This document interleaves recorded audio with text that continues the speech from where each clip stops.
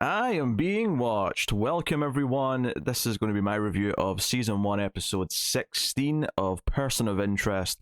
The episode is called Risk. So, spoilers for the episode as always.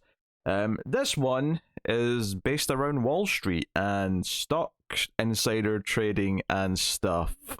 And I'm not going to pretend to understand every little thing that they said about the stocks or even some of the big things they said about the stocks, to be honest, which probably inherently just makes the plot of the main story in this episode slightly less exciting or interesting compared to most of the episodes. Which is not to say that this episode does not have its exciting moments or have its story beats relevant to the characters that are engaging. In particular, the idea that John hides this guy. Who's there's the character's name here from the episode? Adam Saunders. Like, so he's the person of interest, and halfway through the episode, when he's being targeted to be murdered, Reese takes him to like this homeless sort of like place. We call it this building that a lot of homeless people spend their time in. He basically has to hide out there, and obviously the dramatic irony of this very wealthy Wall Street stockbroker having to hide out with homeless people with no money. Obviously there's a very clear kind of dichotomy there that it's playing with. But this does actually lead to the idea that this is where Reese lived before he, was picked up by Finch and before he became what he is now. He talks to this woman who's there, and by the end of the episode even says that she took care of him when he was there and he was in a bad place, and he thanks her for that by the end of the episode. And she says, "Who's taking care of you these days?" He says, "Someone new." I thought he was going to say a friend, but either way it cuts to Finch, who's listening to this conversation. And I think it's, because Finch has always been this super billionaire character. And the idea of comparing like the humble beginnings of the main character in this story, how he grew up in a relatively poor family, kind of put himself through school, his one family kind of connection in this episode is his uncle who has a food truck, but he's helped him invest his uncle's money so that the food truck can be multiple food trucks, and he has employees, and he's sort of like helping his uncle expand.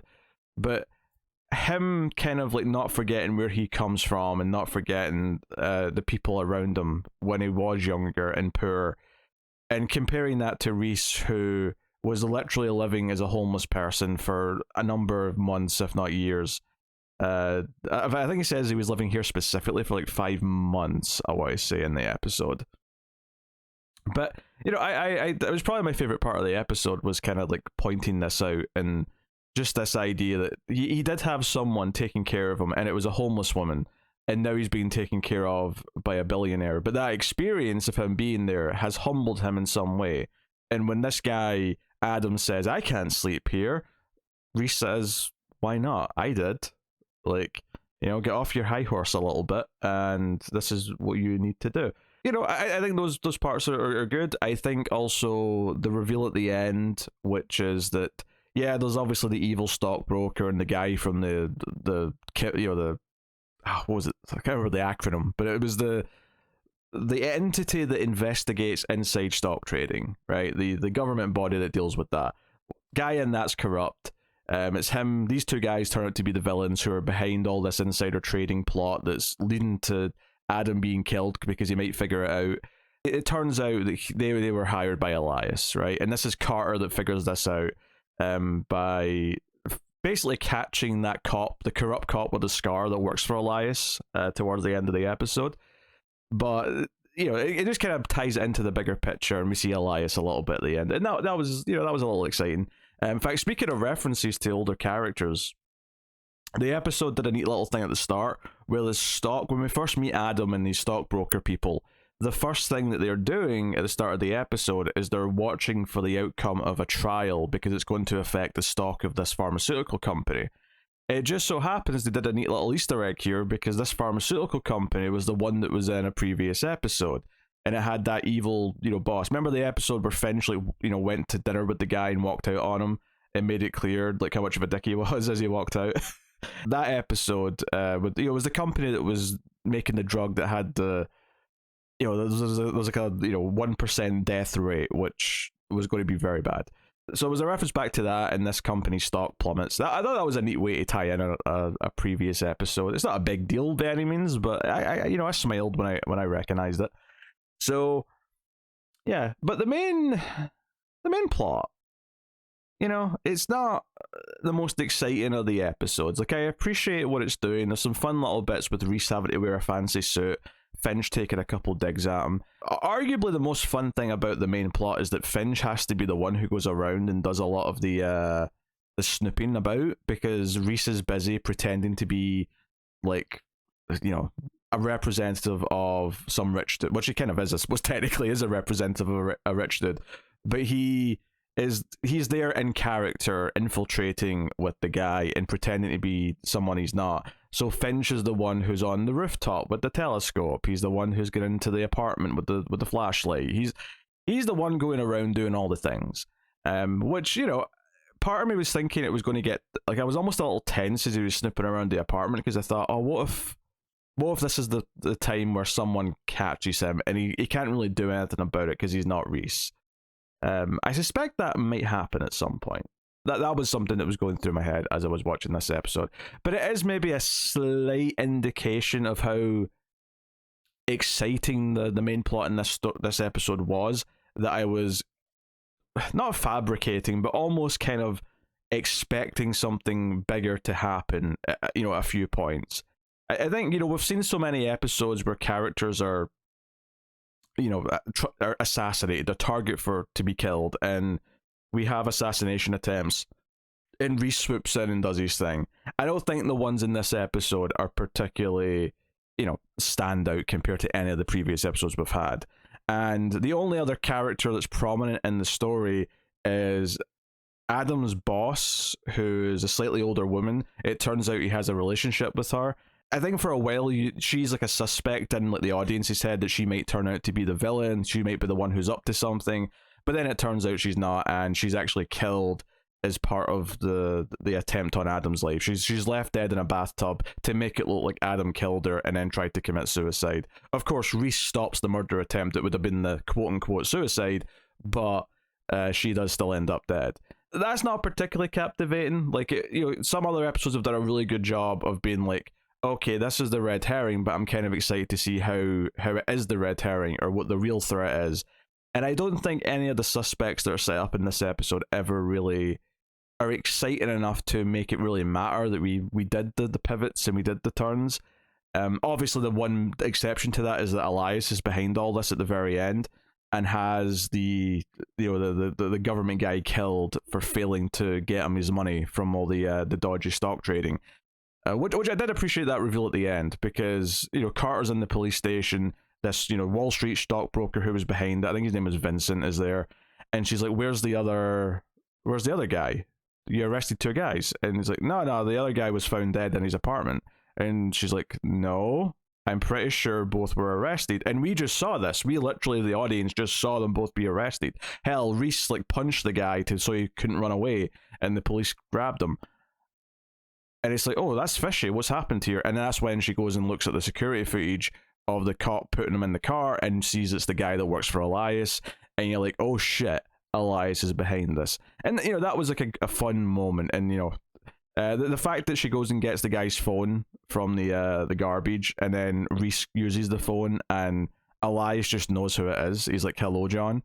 That is a fun, exciting ending. I think probably the most interesting, like I said, the most enjoyable part of this episode for me was sort of tying into Reese's past as a homeless person and what he was doing in that time and comparing it to where he is now.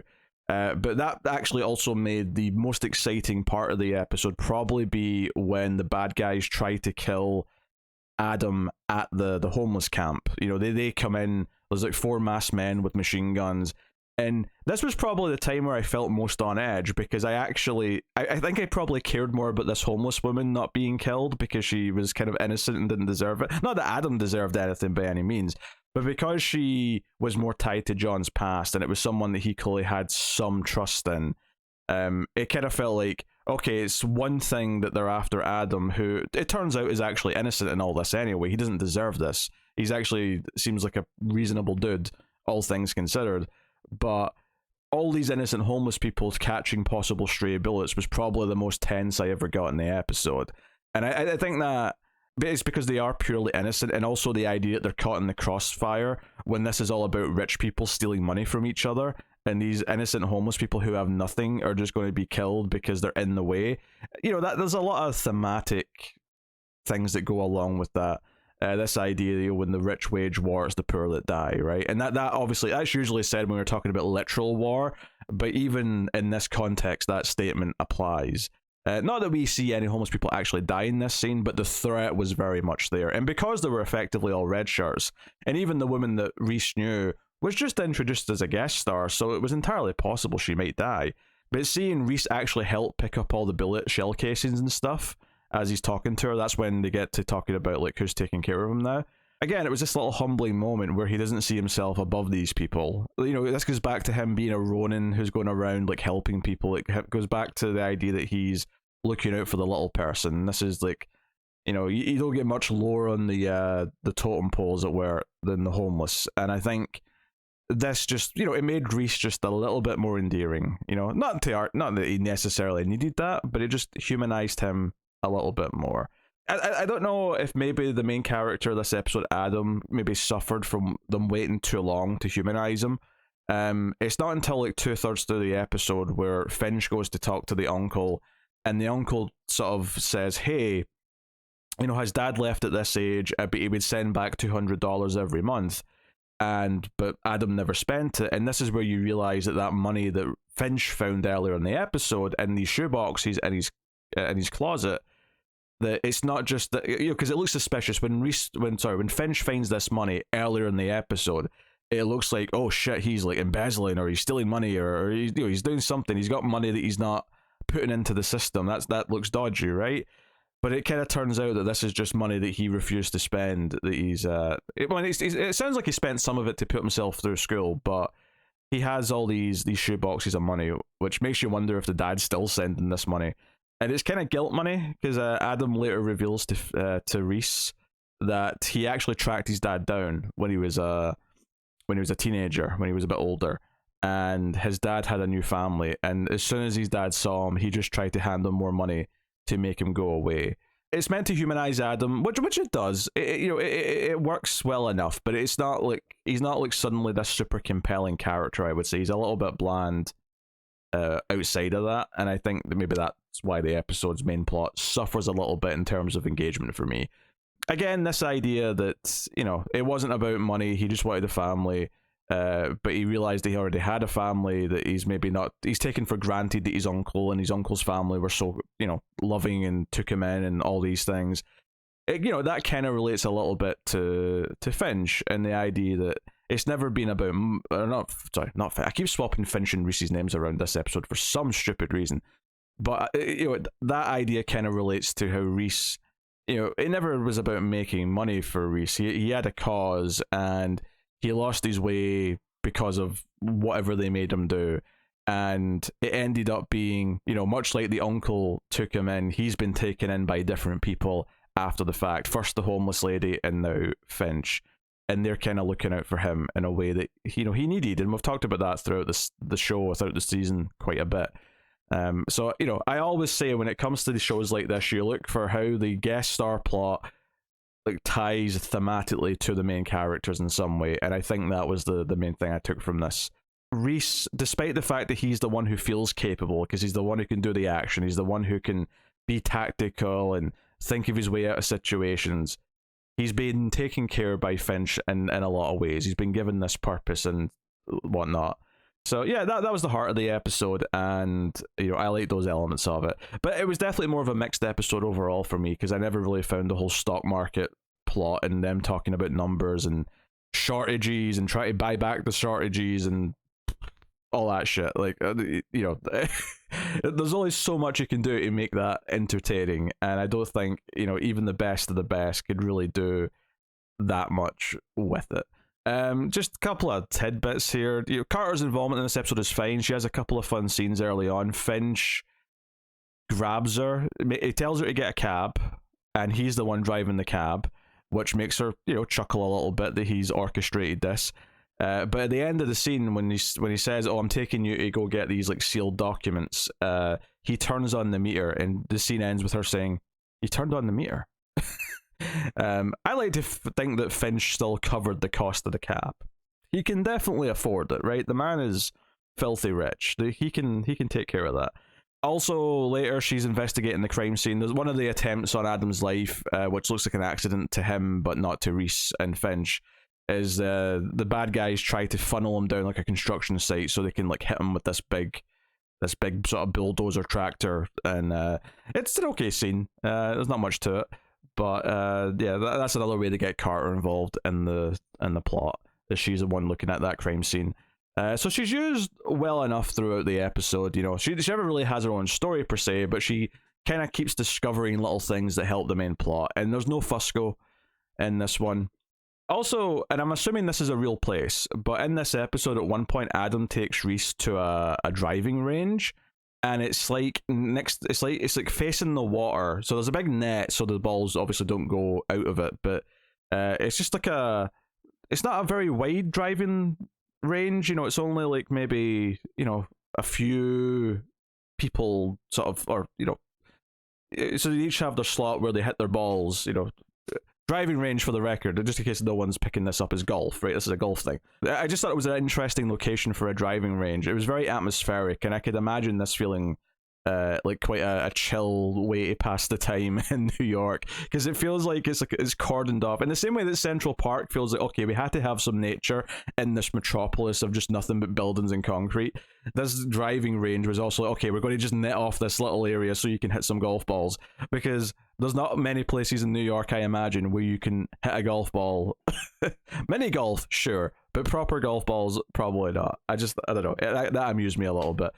But anywho, yeah, a little bit shorter on this one. I don't have as much to say, but certainly not a bad episode. I am looking forward, though, because we're getting kind of in that late mid-season kind of range, and I suspect that there's going to be a nice run of episodes leading to the end of the season. I just have a sneak feeling that we're in that time where we're not quite ready to really advance the plot yet, but we're getting close to it. So I'm getting a little bit tingly and excited about it. So this is Person of Interest, Season 1, Episode 16, Risk. Let me know what you thought of the episode, and of course you can help out everything by hitting the like button. You can help out even more, of course, by going over to patreon.com/MailFuzzTV and supporting everything over there for a little bit of money every month, and it will help keep all the content coming, and you get some bonuses for your trouble. So thank you very much for joining me. I do appreciate it. Keep watching TV. Have you got any vanilla?